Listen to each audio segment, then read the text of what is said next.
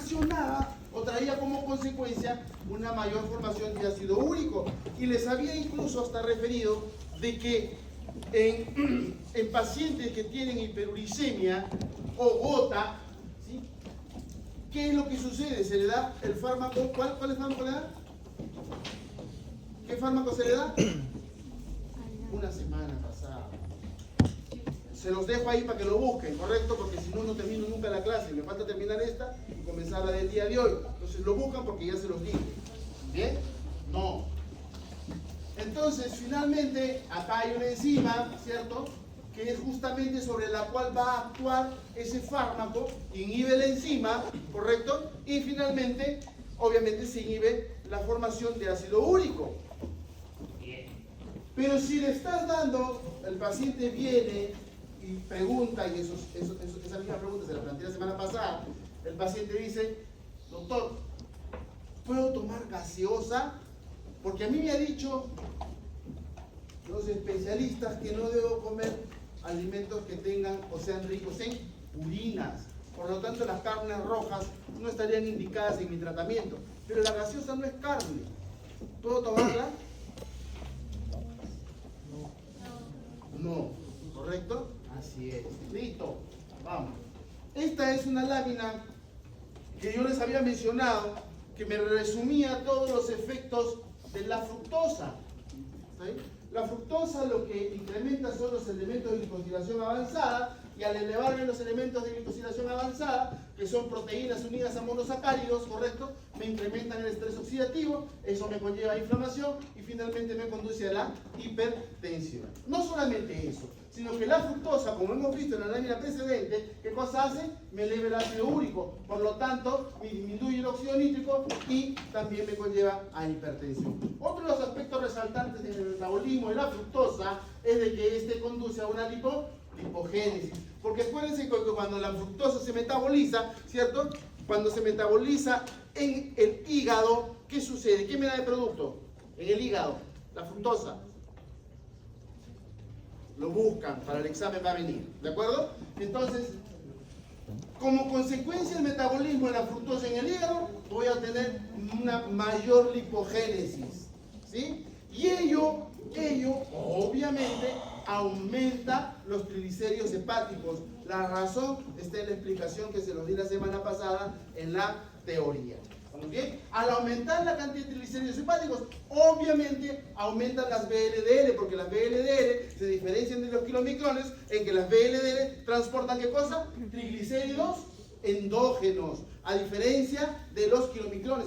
Estoy repitiendo una serie de información que ya te lo proporcioné. Los kilomicrones transportan ¿qué cosa? Triglicéridos exógenos, es decir, aquellos que provienen de la dieta, aquellos que han sido consumidos en sus alimentos. Y acuérdense que los lípidos que ustedes consumen, es decir, de las grasas que ustedes consumen, en cualquier presentación, el 90% de los lípidos que consumen están constituidos por triglicéridos. Finalmente, esos triglicéridos, una vez que han sido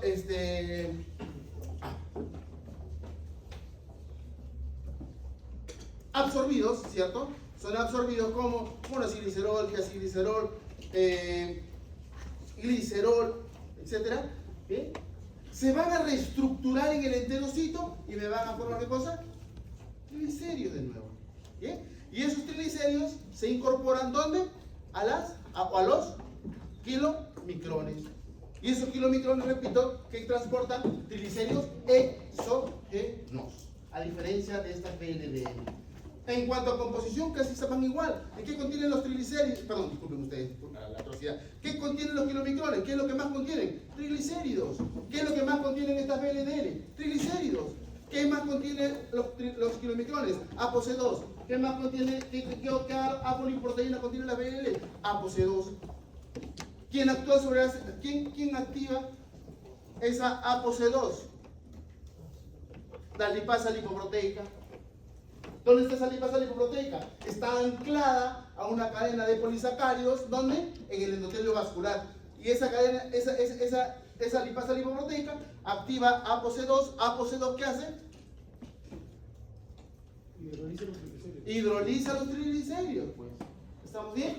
¿Y qué les conté? Les conté que esos, ¿qué se me forman? Ácidos grasos y glicerol Los ácidos grasos, ojo, ojo, ¿dónde estoy? ¿En qué tejido? Tejido adiposo. Entonces, ¿qué sucede con esos ácidos grasos? Entran pues al tejido adiposo y el glicerol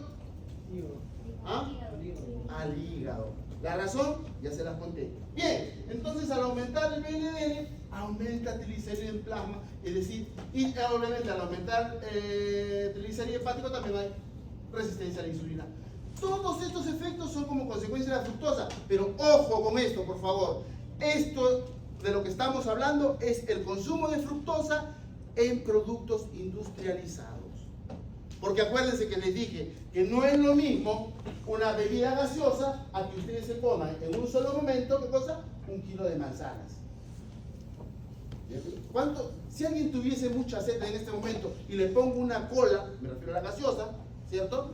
¿Sí? Listo, le pongo la cola ahí, se lo va con una sed, pero verano, vamos a poner una sed, pero disculpen, del diablo, y adiós medio litro de gaseosa. Pero si le pongo 1 kilo de manzana, ¿qué va a hacer? ¿Glo, glo, glo? No, ni de juego. Le da 2 mordiscos y se aburre. Y listo.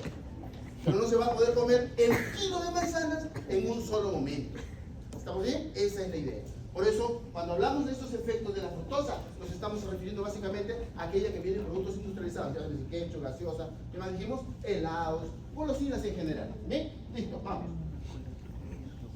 Esto de acá nos permite explicar el metabolismo de la galactosa y de alguna manera para visualizar de que no necesariamente una gestante tiene que tomar leche para producir, perdón, gestante no, lactante, madre que da lactar, no necesariamente tiene que tomar leche para producir leche, que es una de las creencias habituales que tiene toda madre, ¿sí? ¿Qué dice? Tengo que tomar leche porque si no, no voy a producir leche para mí. Falso, no tiene absolutamente nada que ver. Bien, la galactosa, por acción de la galactoquinasa, me da galactosa 1-fosfato, ¿cierto? Esa galactoquinasa requiere de ATP para justamente convertir esta galactosa y transferirle en cosa el grupo fosfato y tener galactosa 1-fosfato. Esta galactosa 1-fosfato por la galactosa 1-fosfato urintransferasa se convierte en glucosa 1-fosfato. Para ello, ya ustedes la conocen, ¿cierto? Utiliza UDP-glucosa y la convierte en UDP-galactosa. Quédense con la imagen ahí, porque a continuación, esa galactosa 1-fosfato, ¿cierto? Permítame regresar. Céntrense acá, por favor, en esta parte de la diapositiva, ¿sí? Porque esa parte es la que a continuación viene, ¿estamos bien? Galactosa 1-fosfato, la misma galactosa 1-fosfato urintransferasa, glucosa 1-fosfato, para cuyo fin utiliza UDP-glucosa, ¿cierto? Y la convierte en UDP-galactosa. Y esta UDP-galactosa por una epimerasa forma de nuevo una UDP-glucosa. Pero lo que me interesa acá es que la UDP-galactosa por una lactosa sintetasa y en presencia de glucosa me forma lactosa. Entonces no requiere la persona tomar leche, en este caso la madre que va a lactar, para producir leche. ¿Ven? Bueno, algo similar, ven ustedes, la glucosa, una exoquinasa, ¿correcto? Y me da glucosa 6-fosfato. Esta glucosa 6-fosfato se convierte en glucosa 1-fosfato por una fosfoglucomutasa. Después tenemos la ODP-glucosa, después tenemos la ODP-galactosa, que unida a la glucosa, finalmente por acción de la lactosa sintasa, me dan lactosa o lactosa sintetasa, como ustedes quieran llamar. Acá simplemente para ver algo que es una especie de resumen, en el cual ustedes, por ejemplo, ven que a partir de la trealosa que nos traen las verduras o en las frutas, ¿cierto? Por acción de la trealasa me da glucosa, la lactosa por acción de la lactasa, ¿qué nos da? Glucosa y la lactosa, ¿cierto? Esta glucosa por la también se obtiene a partir de la sucralosa, ¿cierto? ¿Qué nos va a dar qué cosa? Glucosa y fructosa. ¿Esta dónde la encontramos? En el azúcar de mesa, ¿cierto? Esa que ustedes tienen en casa y diariamente consumen. Muy bien, entonces a partir de esta glucosa, ¿qué es esto? Rapidito, ¿qué es esto? Vía glucolítica. ¿Estamos bien? Perfecto. A partir del glucógeno, por una fosforilasa, tengo, ¿qué cosa? Que pierde, me da glucosa 1-fosfato. Y algo de lo que vamos a hacer mayor énfasis en la clase que viene a continuación es lo relacionado a la glucosa 6-fosfatasa. ¿Dónde se forma la glucosa 6-fosfatasa? Depende, ¿cierto? Ojo, si hablamos de tejido muscular, esta glucosa 6-fosfatasa se va a convertir en fructosa 6-fosfato. Disculpen, glucosa 6-fosfato, no glucosa 6-fosfato. Esta glucosa 6-fosfato se convierte en fructosa 6-fosfato. ¿Dónde estoy? En el músculo. ¿Estamos bien? Y de acá para acá, sí, claro que sí, en el músculo, entonces el glucógeno me sirve para obtener energía. ¿Estamos bien? Pero si hablo del hígado, bien, esta glucosa 6-fosfato, por acción de una glucosa, hay sí, 6-fosfatasa, ¿sí? ¿Qué hacen las fosfatasas? ¿Qué hacen las fosfatasas? ¿Ah? ¿Cómo? Quita. Díganme, ¿quién? Ajá, defosforila. Así es. Y al desfosforilar esta glucosa 6-fosfato, ¿puedo tener qué cosa? Glucosa. En el hígado, esta glucosa 6-fosfato, entonces se transforma en glucosa y es liberada al torrente circulatorio y de esa manera le sirve ¿para qué? Para nivelar el nivel de glicemia. Así es, muy bien. Esta fructosa tiene dos vías, ¿sí? ¿Se acuerdan? Claro que sí. Tiene esta vía cuando se convierte en fructosa 6-fosfato y entra en la vía glucolítica. ¿Dónde sucede eso? Así es, en el músculo, ¿correcto? Pero cuando esta fructosa, por acción de una fructoquinasa, se transforma en fructosa 1-fosfato, ¿estoy en vía glucolítica? No, para nada, no estoy en vía glucolítica. ¿Bien? ¿Dónde estoy? Estoy ahí en la nada todavía, hasta que se convierta en dihidroxiacetono-fosfato, ¿sí? Que es interconvertible con gliceraldehído 3-fosfato. Entonces, de esta manera, está ingresando a la vía glucolítica, ¿qué cosa? La fructosa. ¿Y esto qué tejido es? Así es, muy bien, tienen razón, en el hígado. No se pierda. Yo ya me perdí, pero ustedes no. Muy bien, entonces la galactosa, ¿dónde está la galactosa? No le bien, pues. Fue una señorita, supongo, ¿no? Porque escuché una voz media rara. Bien, entonces, la galactosa, correcto, por una UDP galactosa, la UDP glucosa, lo vimos en la lámina precedente, ¿correcto? ¿Sí? Glucosa 1-fosfato, vía glucolítica. ¿Bien? Y esta manosa, por acción de una exoquinasa, manosa 6-fosfato, una manosa isomerasa, fructosa 6-fosfato, vía glucolítica. ¿Estamos bien? Listo. Vamos. Esto es algo que ya de alguna manera que hemos visto, ¿cierto? Miren ustedes, cuando yo hago referencia a que esta fructosa está ingresando como gliceraldehído 3-fosfato, ¿qué tejido digo que es? Músculo. Músculo. ¿Qué tejido es? Hígado, pues. ¿Hígado? Porque cuando la glucosa ingresa por acá arriba, ¿sí? Acá más o menos, por acá, ahí. ¿No ven? Cuando ingresa por ahí, estoy en músculo, ¿correcto? Pero no, estamos acá. Entonces, hidroxiacetono-fosfato, glicerol 3-fosfato. ¿Para qué me sirve el glicerol 3-fosfato? Para formar triglicéridos. Pero ese gliceraldehído 3-fosfato proviene del hidroxiacetono-fosfato, porque recuerden que estos son interconvertibles, ¿cierto? Este gliceraldehído 3-fosfato ingresa vía glucolítica, se metaboliza, tengo piruvato, ¿cierto? Piruvato, este es de mitocondria. Y acá que tengo, ¿cómo se llama de acá? Encima, fácil de recordarse. ¿Qué tienen atrás los animales? Piruvato carboxilasa. ¿Ah? A su dueño, no puede. Tienen la cola, ¿cierto? Entonces acá viene la piruvato carboxilasa. Y acá viene la piruvato deshidrogenasa. Acá viene el citrato. Sintasa. ¿Ah? Sintasa. Sintasa, ¿cierto? Y acá viene el citrato diasa. ¿Estamos bien? Listo. Entonces, ingresa piruvato, ¿cierto? En la mitocondria, acetil-CoA, oxalacetato, citrato. Cuando hay mucho citrato, esto generalmente ¿dónde sucede? En el hígado principalmente. ¿Estamos bien? Entonces citrato sale de la mitocondria y citrato tiene una doble acción. Acuérdense de cosa, me inhibe la fosforotoquinasa 1 por un lado y por otro lado me estimula la acetil-CoA carboxilasa. ¿Está bien? Encima que me convierte acetil-CoA en malonil-CoA. En esta diapositiva o en esta imagen básicamente no se puede visualizar lo que yo les comento a los estudiantes cuando en mi cabeza está este gráfico. ¿Estamos bien? ¿Qué es lo que no se puede visualizar? Que tenemos otro gráfico de esta misma de esta imagen, por decirlo de una manera, ¿correcto? En la que estas líneas, o estas flechas, mejor dicho, estas flechas, no líneas, estas flechas son más gruesas.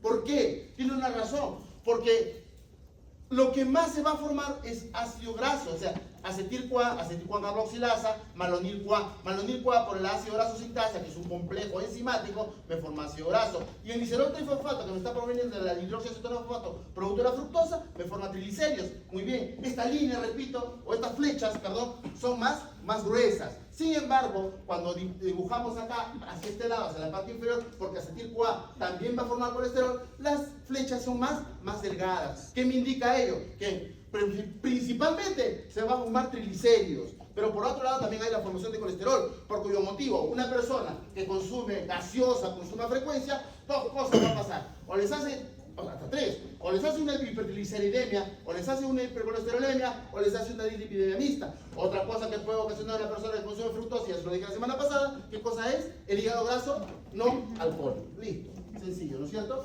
Muy bien, esto cosa es el ciclo de Krebs, así es. Entonces, acá tenemos ¿a quién? Acetil-CoA, ¿sí? Con el oxalacetato, ¿cierto? Citrato sintasa, ahí está, citrato, ¿bien? Por acción de una colitasa, tenemos cisacolitato, después tenemos por otra colitasa, de nuevo isocitrato. Lo que más nos interesa, que es algo que también lo van a ver en la siguiente diapositiva, muy similar realmente, es por un lado, no me interesa que se graben las enzimas. Por eso a veces cuando vienen con la intención de que bioquímica es el ciclo de Krebs, les digo, si quieren escúchense el rap del ciclo de Krebs, memorícenselo, pero no les va a servir porque bioquímica eso no les interesa. Acá lo que nos interesa básicamente es ¿qué cosa? Que esta isocitrato de deshidrogenasa me forma NADH, pero también libera CO2. ¿Estamos bien?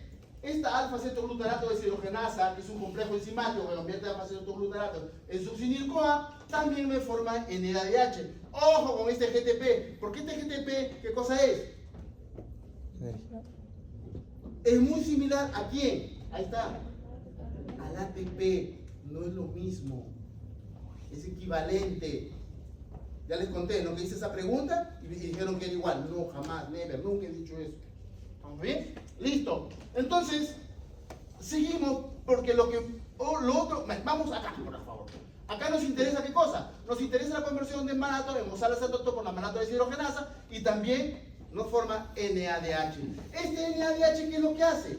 Este NADH, vamos con el NADH primero, porque para no marearnos. El NADH lo que hace es dirigirse hacia la cadena transportadora de electrones, ¿cierto? Donde va a dejar 2 electrones y 2 protones para finalmente, ¿qué cosa hacer? Lo deja y de ahí se convierte en NAD. ¿Correcto? Listo. Pero de la misma manera, me es de interés, como esta NADH, la formación de FADH2. ¿De acuerdo? ¿Cuándo sucede eso? Cuando se convierte el succinato en fumarato por la succinato de deshidrogenasa, ¿cierto? Entonces forma FADH2. Igual, se va a la cadena transportadora de electrones. Este es el mismo diagrama mostrado en la lámina precedente, simplemente que sin las enzimas y mostrando lo que realmente nos interesa. ¿Bien? El isocitrato se convierte en alfa-cetoglutarato, para cuyo fin libera dióxido de carbono y NADH. Y lo mismo, el alfa-cetoglutarato para succinil-CoA, que forma NADH y también libera CO2. De succinil-CoA a succinato se libera GTP, que es similar, es equivalente al ATP. De succinato a fumarato se libera FADH2 y de malato oxalacetato se libera NADH2, los cuales son componentes que van a ir hacia la cadena respiratoria mitocondrial. Acá vamos a observar algo que lo voy a pasar relativamente de manera muy sencilla porque lo vamos a ver en la siguiente clase también, ahí profundizamos quizás un poco más, ¿sí? Y vemos lo siguiente, ¿ven? Vemos que malato se convierte en oxalacetato, ¿cierto? Y por la citrato sintasa obviamente forma citrato. ¿Esta parte dónde es? ¿Dónde estoy? Parado en la clase. No. ¿Dónde? ¿Ah? Ahí dice, señores, aquí dice, si esta es la interna y esta es la externa, estoy en la matriz mitocondrial, ¿correcto? Sí. Entonces, ¿qué hace este NADH? Le deja, ¿qué cosa? 2 electrones y 2 protones, que los protones se van al espacio intermembrana. ¿Estamos bien?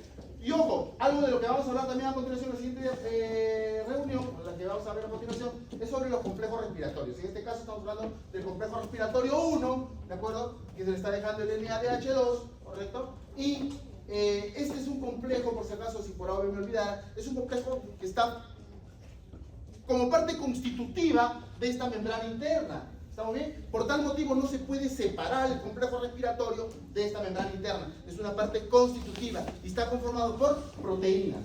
¿Bien? No se puede separar. De manera tal que este complejo respiratorio 1, ¿está bien? Recibe los electrones. Solamente los electrones, por favor. ¿Estamos bien? No me digan, los complejos respiratorios reciben los protones. No, señores.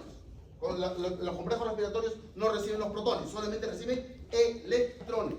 ¿Sí? Listo, vamos. Entonces, acá tenemos piruvato, ¿cierto? Acetil-CoA, estoy dentro de la mitocondria, con usar acetato, forma un citrato. Este citrato, ¿por qué dice ácidos grasos y colesterol? ¿Se acuerdan que salía el citrato? ¿Sí? Perfecto, ahí está, pues. ¿Sí? ¿Se acuerdan que le dije las flechas grandes, más gruesas, van hacia la parte superior? Claro que sí, para formar ácidos grasos. Y las flechas más delgadas, ¿para dónde van? Para la formación de colesterol. Perfecto. Este alfa-cetoglutarato, que es parte también del ciclo de Krebs, por transaminación va a formar aminoácidos. El propio nato, la isoleucina, la metionina y la valina van a servir para formar succinil-CoA, pero a su vez succinil-CoA sirve para dar lugar a la formación de porfirinas. La tirosina y la fenilalanina para formar malato, ¿bien? Y piruvato me da malato. El oxalacetato se convierte en aminoácido por transaminación, pero este oxalacetato también se puede convertir en malato y estamos hablando de la vía reversa de la glucolisis. ¿Está bien? Estamos hablando de la gluconeogénesis. Porque oxalacetato, como también se lo voy a contar más adelante, no puede salir de mitocondrias. Por todo el motivo, tiene que convertirse en malato para, como malato, de esa manera recién salir de la mitocondria. ¿Correcto? Bien. Y este oxalacetato se convierte en fosfenolpiruvato por esta enzima fosfenolpiruvato carboxigenasa y finalmente va a servir ¿para qué? Para la gluconeogénesis. ¿Bien? Listo. ¿Cómo se regula el ciclo de Krebs? Tenemos enzimas como la citrato sintasa, la isocitrato deshidrogenasa y la alfa-cetoglutarato deshidrogenasa. Son las enzimas de las cuales van a depender el ciclo de Krebs, ¿de acuerdo? Y en función a ellas es que opera este ciclo. Bien, inhibida por, miren ustedes, acá, ATP, ATP, NADH, NADH, ATP, NADH. Es decir, las tres, citrato sintasa, isocitrato deshidrogenasa, alfa-cetoglutarato deshidrogenasa, son inhibidas por los dos, ATP, NADH, ATP, NADH, ATP, NADH. ¿Correcto? Listo. Y además la citrato sintasa es inhibida por citrato. Bien. Además de citrato, la succinil-CoA. La isocitrato deshidrogenasa va a ser activada por ADP y calcio. ¿Bien? Y el alfa-cetoglutarato deshidrogenasa es activada también por calcio. Bueno, esto es simplemente para leerlo, correcto, ya lo hemos visto, lo hemos revisado en esta presentación. Las funciones del ciclo de Krebs, síntesis de ácidos grasos, ya lo vimos, ¿correcto? Síntesis de aminoácidos, recuerdan ustedes en una diapositiva previa la que hemos mostrado ellos. Síntesis de nucleótidos también, síntesis de colesterol que va a llamar los ácidos grasos, ¿cierto? Síntesis de hemo y la gluconeogénesis, ¿correcto? Listo. Eso es toda la segunda clase. Vamos a pasar a la tercera, ¿correcto? Tercera clase. ¿Cuánto falta, por favor? Dígame que por lo menos 1 hora. 1 hora. Vamos a tratar de apresurarnos, ¿correcto? No me voy a detener en cosas que ya ustedes de alguna manera deberían tener como conocimientos previos. He estado deteniéndome mucho en esas partes, por ejemplo, relacionado a de dónde sale el ATP, de dónde sale, no sé, los ácidos grasos, etcétera, etcétera, etcétera. ¿Bien? Listo, vamos. En el metabolismo de los carbohidratos 3, con estas señores me despido de ustedes, ¿sí? ¿Cómo que no? Claro que sí. La cadena transportadora de electrones, que es algo lo que estábamos viendo, ¿correcto? Es la vía común de las células aerobias. ¿Dónde está localizado? ¿Se acuerdan? En la membrana interna de la mitocondria. ¿Se acuerdan que veíamos con complejos respiratorios? Sí. Muy bien, ahí está la cadena transportadora de electrones. Y utilizan una vía común debido a que son oxidados por FAT y NADH. Enzimas que usan FAT y NADH. Esta cadena transportadora de electrones está constituida por enzimas de óxido de reducción que son altamente organizadas y parte de la energía que se libera en estas reacciones es atrapada con la finalidad de formar ATP, que lo vamos a ver más adelante. ¿Cuáles son las fuentes de electrones? NADH y FADH2, algo que lo hemos visto, ¿sí? Un nivel que hemos terminado la clase precedente. Importante que esta NADH, ¿dónde deriva? De las deshidrogenasas y las ANAP, como isocitrato, alfa-cetoglutarato, malato, deshidrogenasas del ciclo de Krebs, piruvato deshidrogenasa, CoA deshidrogenasa de la beta-oxidación y malato deshidrogenasa de las lanzaderas, ¿correcto? FADH2, ¿de dónde proviene? Deriva de las deshidrogenasas que están ligadas a FAT, obviamente igual que esta NAD, estas son a FAT. como cuáles tenemos succinato deshidrogenasa, el ciclo Krebs, alfa glicerol sulfato deshidrogenasa, ¿de dónde? De las lanzaderas, acil-CoA deshidrogenasa, de la beta oxidación. Miren ustedes acá lo siguiente, el ciclo de Krebs. ¿Qué observamos en el ciclo de Krebs? En el ciclo de Krebs observamos dos cosas importantes. Uno, la formación de NADH. ¿Ese NADH qué hace? Ese NADH va a dejar protones y electrones, pero acuérdense que yo le dije que solamente transfiere electrones ¿a dónde? A la cadena transportadora de electrones o a los complejos respiratorios, ¿correcto? Entonces, ¿qué es lo que deja? Electrones. Protones no deja los protones. Los protones pasan por la membrana. ¿Estamos bien? Y en el caso del NADH2, deja los electrones, ¿a quién? Al complejo respiratorio 1. Esto, disculpen ustedes, cuando lo vean, por si acaso en casa, esto que parece una línea discontinua no es una línea discontinua, sino que este es el número romano 1, por si acaso. ¿Estamos bien? Para que sepan que es el complejo respiratorio 1. Muy bien, ¿y el FADH2 qué hace? El FADH2 lo que hace es deja sus electrones a la cadena respiratoria, en este caso al complejo respiratorio 2, y ambos lo que van a hacer es traspasar los electrones de un complejo respiratorio a otro, hasta llegar ¿a dónde? Al complejo respiratorio 4. Este complejo respiratorio 4 va a ceder los electrones ¿a quién? Al oxígeno. ¿Estamos bien? Transfieren los electrones al oxígeno, y ese oxígeno, unido a los protones, que ya vamos a ver de dónde van a provenir, ¿cierto? Forman finalmente agua. ¿Bien? Listo. Entonces, veíamos que el NADH deja sus electrones al complejo respiratorio 1. Y ahí están pasando, ¿qué cosa? Los protones. Los protones van ¿dónde? Hacia el espacio intermembrana. Muy bien. Acá al complejo 2 también le deja, ¿quién le deja acá? Acá, perdón, parece que tengo Parkinson, ¿no? Quiero señalar acá y por acá. Acá. FADH2. FADH2, ¿correcto? Dejan sus electrones, muy bien. Y yo les decía que lo que se traspasan los complejos respiratorios son, ¿qué cosas? Los electrones. Y así es, efectivamente lo van dejando. Y acá. Profesor, ¿y de dónde vienen los protones?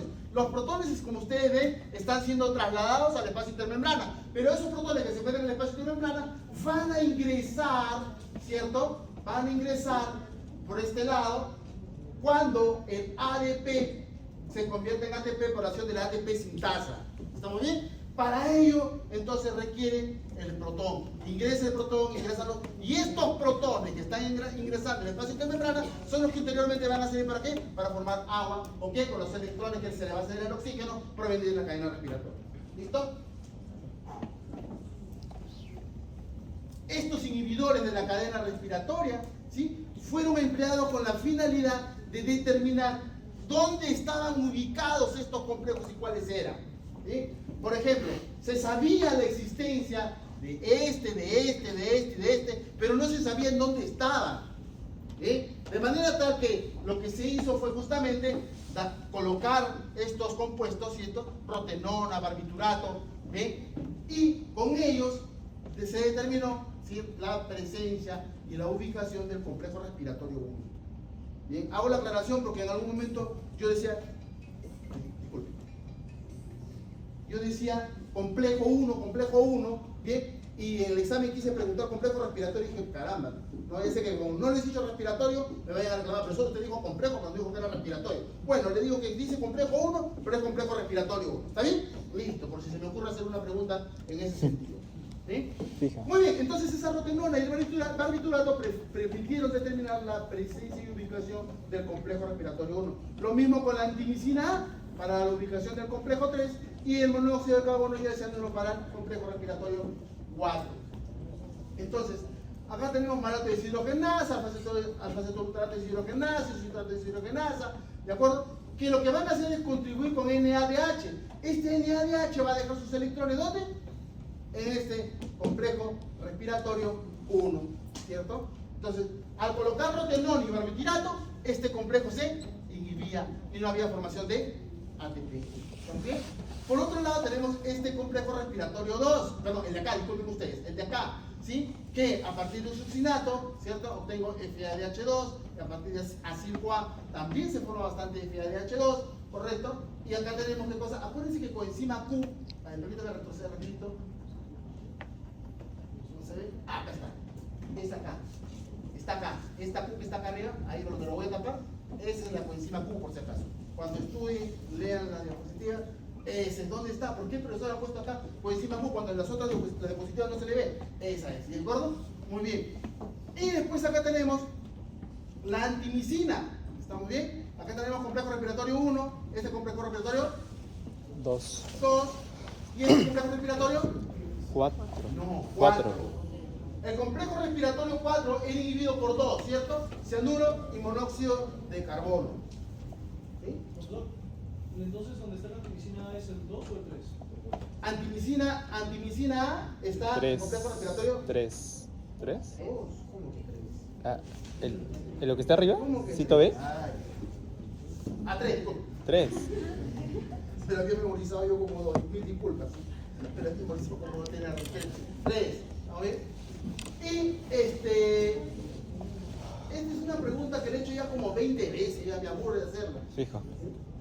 Una persona se siente en su carro, ¿de acuerdo? Pretende suicidarse, o quiere suicidarse, ¿de acuerdo? Y conecta el tubo de escape al automóvil, ¿sí? ¿Por qué muere esa persona? Asfixia. Asfixia, no sé. Por si inactivó el cuarto complejo. Sí, bioquímica. ¿Se inhibe el Ya, cuarto complejo? Lo buscan y se les preguntan en el examen, ¿está bien? ¿Se inhibe el cuarto complejo? Listo. ¿Quién quiere saber la respuesta? Pero si han hecho 20 en su banco de preguntas que ustedes leen para los exámenes, ahí está. Léanla. Diga, ¿dónde está? ¿Quién fue? ¿Por dónde? Ah, ya, diga usted. ¿El complejo respiratorio 3 es inhibido por cianuro, no? No, el 4. El 4. El 4 es inhibido por monóxido de carbono y cianuro. Cianuro. ¿Listo? ¿Se inhibe? ¡Ay, canario! ¿Qué pasó acá? Ya. Entonces, este es otro aspecto importante, ¿cierto? Tengo el citosol, tengo la membrana mitocondrial externa, espacio intermembrana, membrana mitocondrial interna. Entonces, ¿qué es lo que va a suceder? Este ADP, ¿cierto? ¿Se acuerdan? ¿Sí? Protones, ¿correcto? ¿Sí? Forma ATP, ¿sí? ATP sintasa, ¿correcto? Este ATP tiene que salir mediante un transportador antiporta, así se le llama. ¿Bien? De manera tal que este ATP sale al espacio intermembrana y de ahí es enviado hacia el citosol. Pero cuando el ATP sale del espacio intermembrana, tiene que ingresar un ADP y de esa manera se sigue regenerando el ciclo. ¿Bien? Fosforilación oxidativa. La energía libre es acoplada a la formación de ATP, es la principal fuente de energía de las células aerobias. Porque acuérdense que estamos hablando en este momento de fosforilación oxidativa y antes hemos hablado de otra fosforilación a nivel de Sustrato. sustrato. ¿Correcto? Pregunta de examen para que vean cuál es la principal fuente de energía de las células aerobias, ¿de acuerdo? Y la mitocondria desacoplada, ¿sí? Genera energía que va a tener que liberarse como calor. Esta relación fosfato-oxígeno se dice que es de 3, pero en realidad es de 2.5, 2.6. ¿Está bien? La relación ATP mol de oxígeno, por si acaso. ¿Bien? Hay desacopladores de la fosforilación oxidativa, sí, el 2,4-dinitrofenol. Era un producto que se usaba, esta pregunta sí no he hecho. ¿De acuerdo? ¿Por qué? Porque a veces no le decía, me olvidaba. Es un producto que se usaba hace muchos años atrás, ¿de acuerdo? Para que la persona baje de peso. Ojalá que existiera. Bueno, la sintetizaremos de nuevo.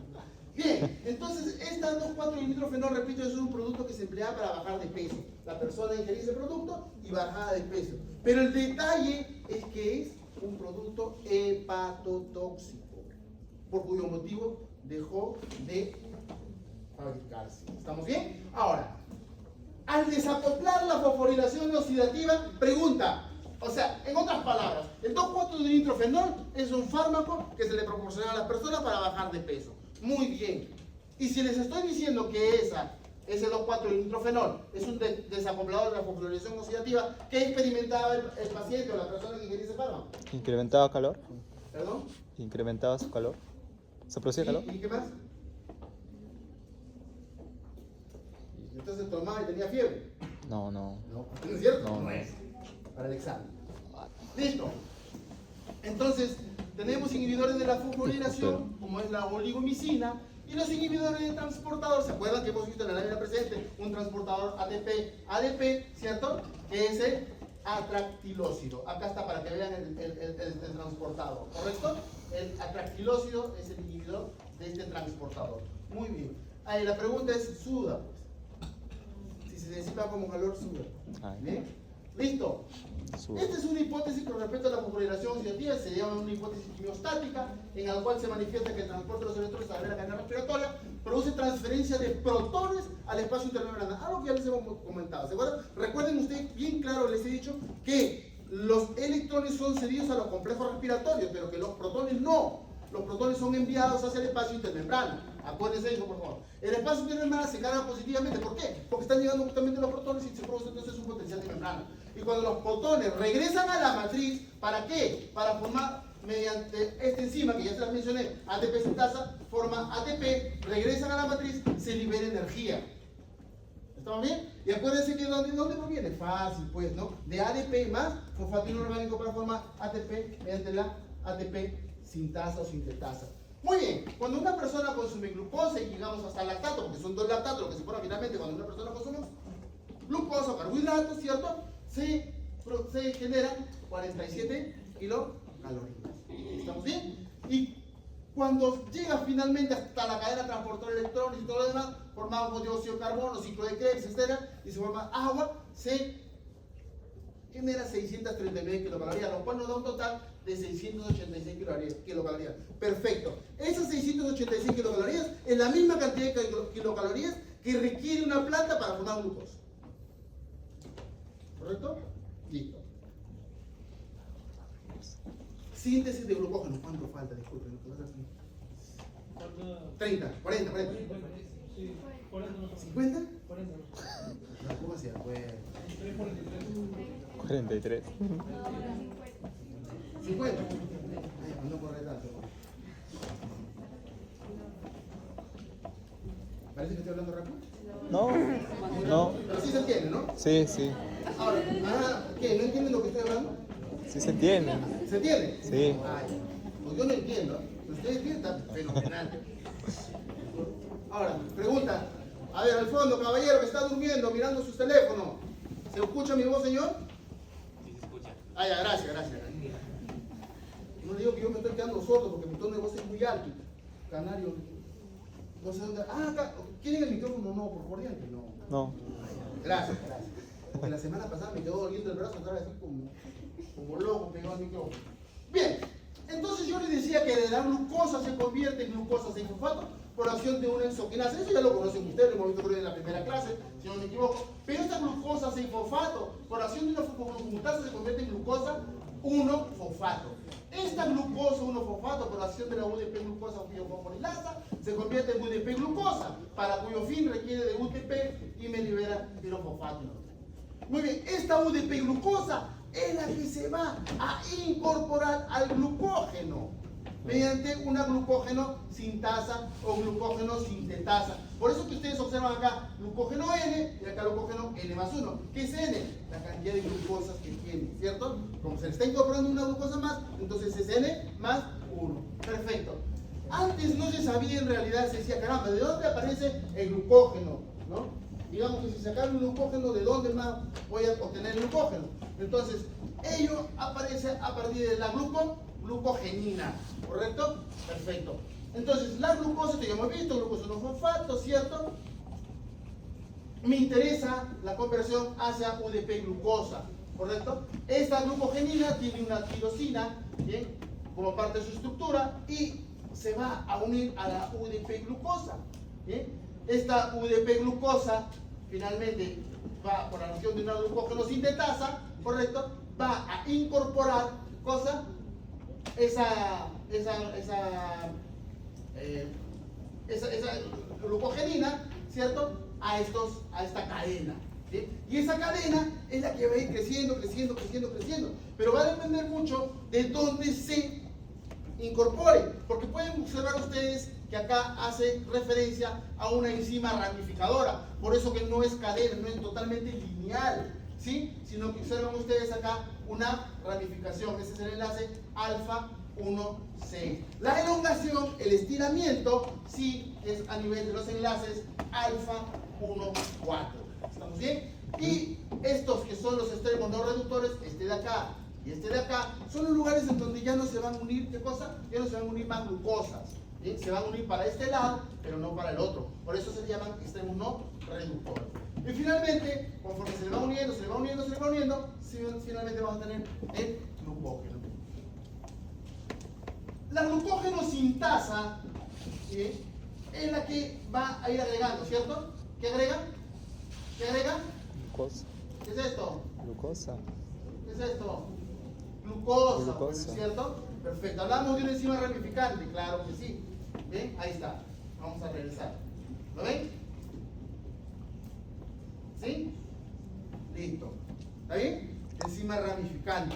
Entonces, lo que hace esa enzima ramificante es lo siguiente. Como esta cadena está creciendo, no va a crecer de manera infinita. ¿Bien? Llega un momento en que dice, no, hasta acá no más. Entonces, clic, lo corta y lo pasa para el otro lado. ¿Estamos bien?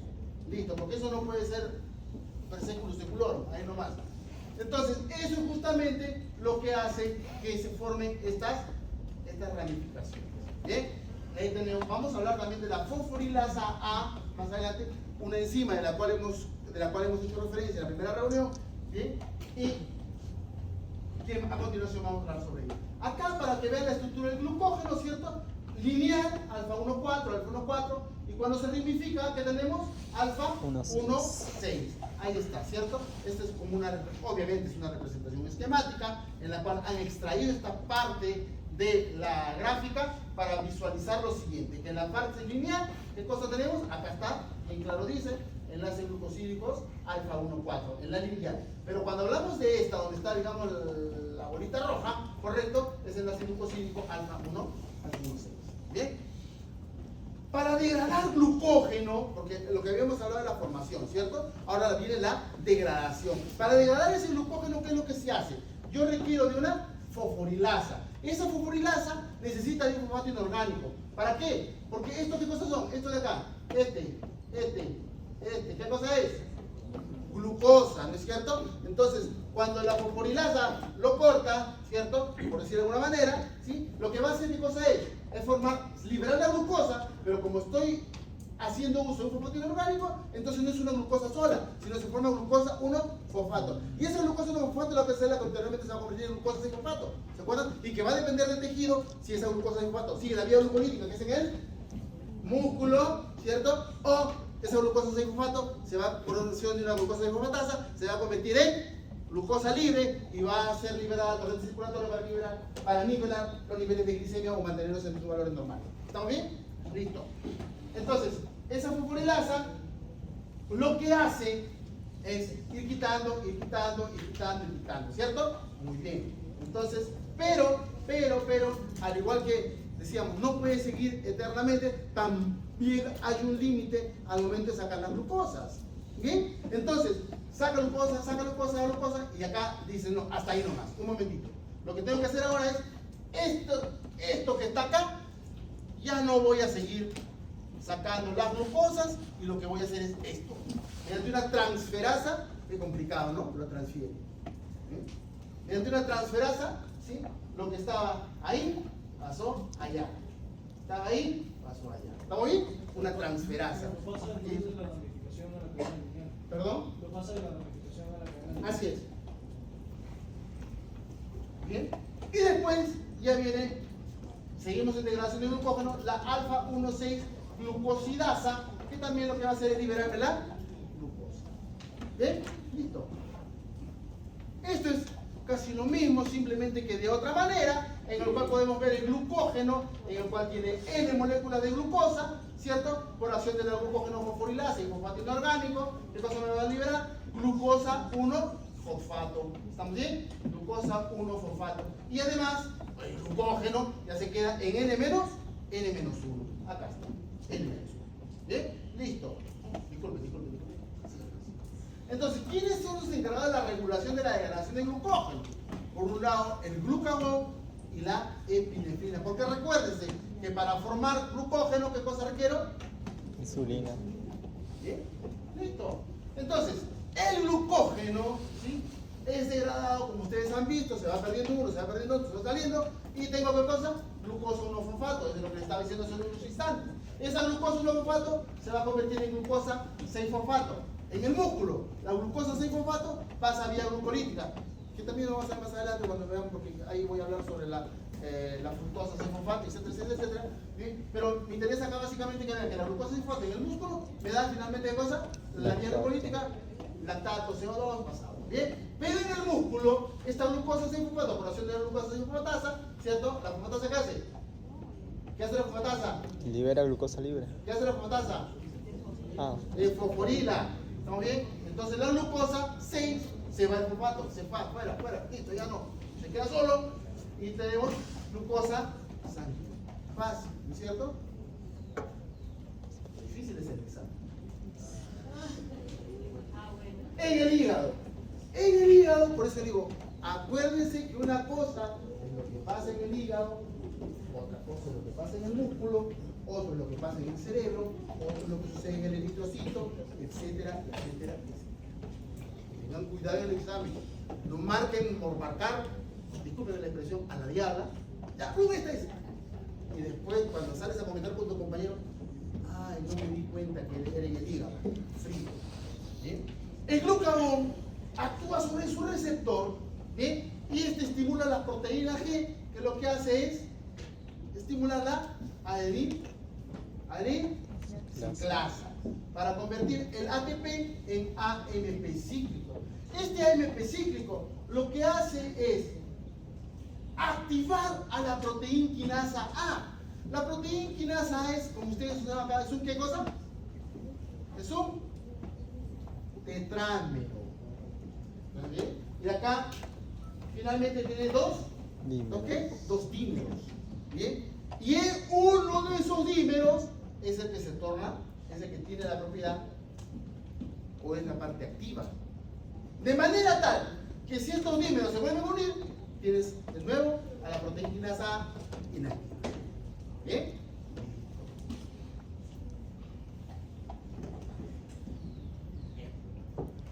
Entonces, la fosforilasa quinasa, de la que hemos venido mencionando también en las líneas precedentes, ¿bien?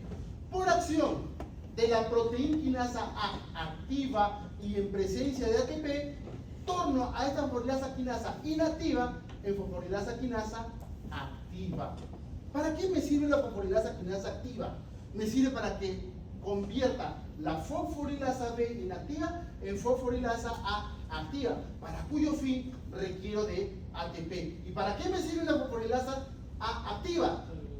Para liberar glucogenolisis. ¿Y en qué fase estoy hablando de la glucogenolisis? ayuno. Postprandial, posabsortiva. Postprandial. No, mentira. La fase postprandial es la fase comprendida entre las 0 y la postprandial, 0 y 4 horas. Y la posabsortiva es entre las 4 y las 12.